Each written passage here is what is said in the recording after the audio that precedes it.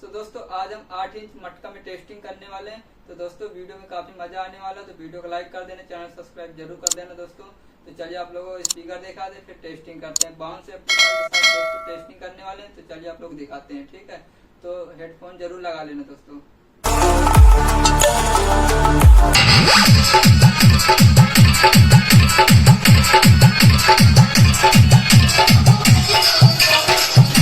तो देखिए दोस्तों, ये रहा हमारा मटका में 8 इंच स्पीकर, ठीक है दोस्तों। और ये रहा दोस्तों ट्यूटर, और ये रही हमारी एम्पलीफायर दोस्तों, बाउंस एम्पलीफायर, ठीक है।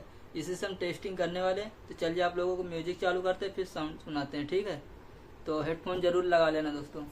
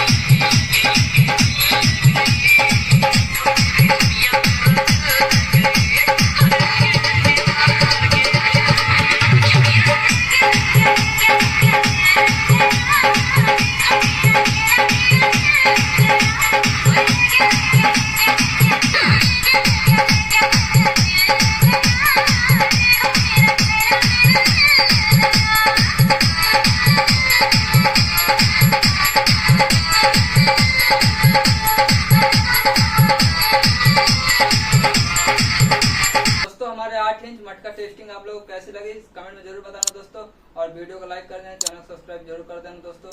मिलते हैं नेक्स्ट वीडियो में।